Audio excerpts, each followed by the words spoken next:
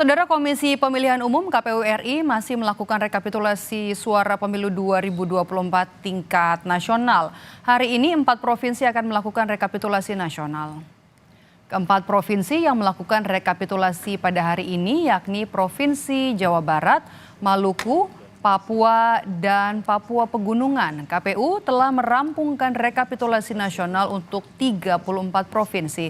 Sedangkan untuk pemilu di luar negeri, saudara, ada 128 PPLN yang telah menyelesaikan rekapitulasi nasional. Dari 34 provinsi yang telah menyelesaikan rekapitulasi, pasangan Prabowo Gibran unggul di 32 provinsi. Sementara untuk pasangan Anies Muhaimin unggul di 2 provinsi.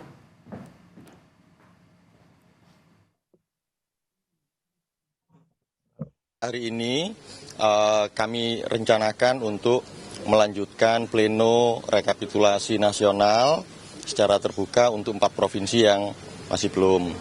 Nah, yang jelas 2 provinsi hari ini, Jawa Barat sudah di Jakarta di kantor KPU, tinggal nanti dibuka plenonya. Kemudian untuk Provinsi Maluku itu sedang dalam perjalanan dari bandara menuju kantor KPU. Nah, kita usahakan juga, kita upayakan untuk 2 provinsi di Papua, baik Papua Induk ya, atau Papua lah, Provinsi Papua dan Papua Pegunungan malam ini bisa hadir di Jakarta. Nah, ini sekarang update perkembangannya. Sementara itu, saudara, hingga 19 Maret 2024 jam 11:04 suara yang masuk ke KPU untuk pemilu legislatif mencapai 546.320 suara dari 823.378 TPS. Sedangkan untuk pemilu presiden hingga jam 11:30 tadi mencapai 647.618 suara dari total 823.378 TPS. Sementara jumlah suara di 128 pemilihan luar negeri yang dinyatakan sah sebanyak 671.366 dan suara yang dinyatakan tidak sah sebanyak 16.612.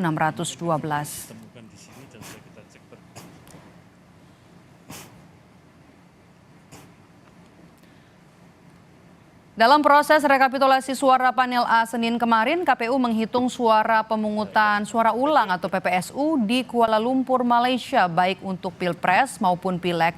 Untuk Pilpres, pasangan Capres-Cawapres Prabowo Gibran unggul dengan memperoleh 6.266 suara, kemudian disusul pasangan Anies Muhaimin dengan 4.674 suara, dan pasangan Ganjar Mahfud dengan raihan suara 1.134. Sebagai informasi, saudara, pemungutan suara ulang di Kuala Lumpur dilakukan setelah 7 PPLN Kuala Lumpur diduga memalsukan data dan daftar pemilih tetap.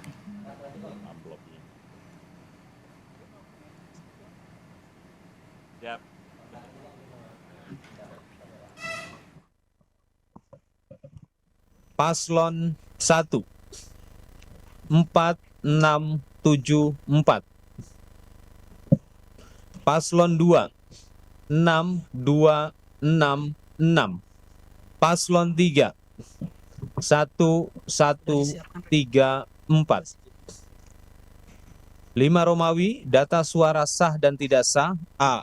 Jumlah seluruh suara sah 12074. B. Jumlah suara tidak sah 283. Sementara itu, saudara, berdasarkan hasil penghitungan suara di KPU per hari ini 19 Maret 2024 jam 11:07 waktu Indonesia Barat tercatat jumlah suara yang masuk mencapai 546.321 suara dari 823.378 TPS. Berdasarkan suara yang masuk, PDI Perjuangan mendapat suara terbanyak 16,38%. Suara terbanyak kedua ditempati oleh Partai Golkar dengan 15,05%, kemudian disusul Partai Gerindra dengan 13,31%. Selanjutnya, saudara, posisi keempat ditempati Partai Kebangkitan Bangsa atau PKB dengan 11,53%. Kemudian Partai Nasdem dengan raihan 9,43% dan selanjutnya diikuti Partai Keadilan Sejahtera PKS dengan raihan 7,49%. Partai Amanat Nasional PAN dengan 6,95% dan Partai Persatuan Pembangunan atau P3 4,01%.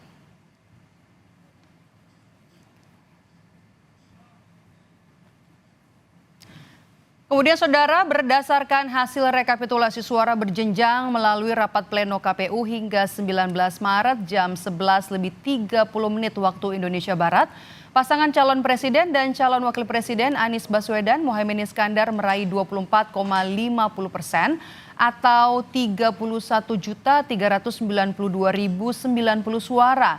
Selanjutnya pasangan calon presiden dan wakil presiden Prabowo Subianto Gibran Rakabuming Raka meraih 58,82% atau 75.363.052 suara. Sedangkan untuk calon presiden dan calon wakil presiden Ganjar Pranowo Mahfud MD meraih 16,68 suara atau persen atau totalnya 21.372.361 suara. Dan data tersebut saudara berdasarkan hitung suara di halaman resmi dari KPU.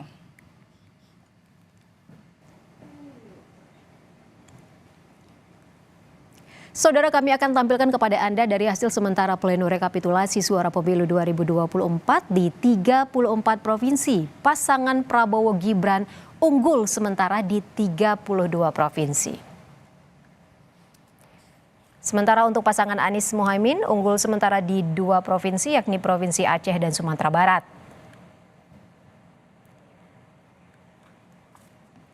Tapi ini adalah hasil sementara. Tentu saja kita akan tetap menunggu hasil resmi dari KPU RI. Lebih lengkapnya, informasi terkini seputar rekapitulasi penghitungan suara pemilu 2024. Kita bergabung dengan jurnalis Kompas TV Dian Silitonga di KPU RI Jakarta. Dian, seperti apa hasil rekapitulasi hingga hari ini? Ada berapa provinsi lagi yang belum selesai rekapitulasi nasional? Ya, untuk hasil rekapitulasi final tentu masih harus kita nantikan bersama, Ivo. Tapi sampai dengan hari ini tersisa 4 provinsi lagi yang masih harus melaksanakan rekapitulasi suara, yakni Jawa Barat, Maluku, Papua, dan juga Papua Pegunungan. Nah, untuk hari ini sampai beberapa saat yang lalu saya pantau rekapitulasi suara belum dimulai meskipun memang sudah dijadwalkan bahwa rekapitulasi ini akan dimulai untuk Provinsi Jawa Barat dan juga Maluku. Karena dimulai secara bersama-sama rencananya, maka akan rekapitulasinya akan menggunakan metode 2 panel. Nah, kita tentu akan cermati nanti hingga pukul berapa rekapitulasi suara Provinsi Jawa Barat dan juga Maluku akan selesai, karena ada 2 provinsi lagi yang masih diupayakan proses rekapitulasinya bisa selesai hari ini, yakni Papua dan juga Papua Pegunungan. Meskipun terakhir informasi yang kami terima, kedua provinsi di bagian Indonesia Timur ini, Papua dan juga Papua Pegunungan, belum tiba di gedung KPU Jakarta Pusat sampai dengan saat ini. Nah, meskipun KPU menargetkan bahwa proses rekapitulasi ini bisa selesai pada hari ini secara keseluruhan 38 provinsi, tetapi nampaknya memang KPU juga masih membuka opsi kalau nanti penetapan atau pengumuman hasil pemilu 2024 dilakukan pada tanggal 20 Maret atau pada esok hari. Artinya memang KPU ingin memaksimalkan tenggat atau batas waktu terakhir penetapan pemilu 2024. Nah, tentu itu nanti akan kita pantau bersama, Ivo, karena memang masih tentatif dan sangat dinamis sekali. Jadi kita pantau bersama nanti apakah KPU akan langsung mengumumkan setelah selesai rekapitulasi atau nanti akan ada jeda waktu.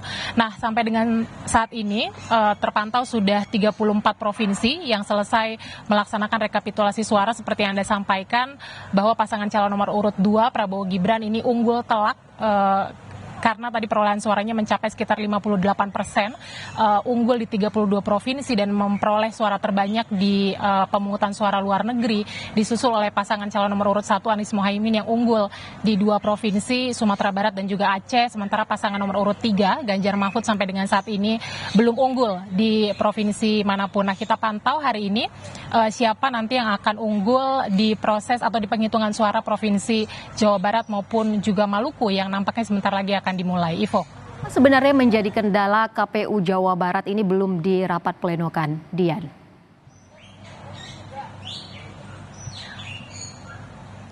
Ya, kalau disampaikan oleh Komisioner KPU ada beberapa kendala memang, Ivo. Pertama adalah kendala penanganan pelanggaran. Jadi memang Jawa Barat ini karena daerah pemilihannya cukup banyak, maka proses rekapitulasi di tingkat provinsinya juga kompleks begitu ya.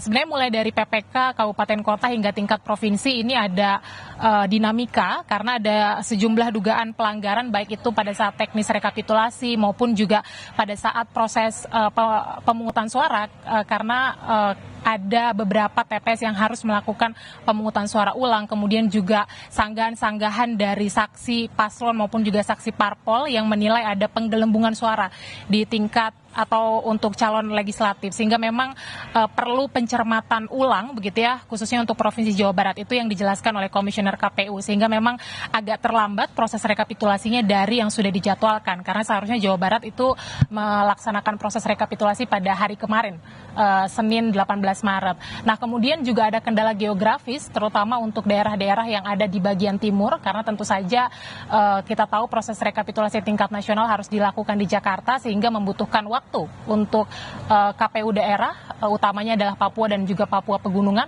dan juga Maluku untuk bisa sampai di gedung KPU Jakarta Pusat. Nah, yang menarik juga, Ivo, bahwa sejak hari kemarin pengamanan ini sudah diperketat di area gedung KPU, jadi ada pengamanan berlapis, penutupan jalan juga sudah dilakukan sejak pagi hari tadi, karena memang informasinya nanti sore juga akan ada unjuk rasa yang dilakukan oleh elemen masyarakat, tapi ini kita belum tahu elemen masyarakat mana yang akan melakukan unjuk rasa. Tapi biasanya kalau unjuk rasa yang dilakukan depan KPU ini memprotes soal penyelenggaraan pemilu, proses rekapitulasi yang dianggap tidak transparan dan lain sebagainya. Nah, KPU menilai unjuk rasa ini adalah hal yang lumrah dalam setiap penyelenggaraan pemilu. Jadi ya kita pantau bersama nanti. Pertama adalah apakah seperti apa jalannya proses rekapitulasi, dan kemudian juga apa tuntutan elemen masyarakat yang akan berunjuk rasa di depan gedung KPU. Ivo. Berarti kapan kira-kira Dian target KPU RI menyelesaikan rekapitulasi suara pemilu 2024 ini?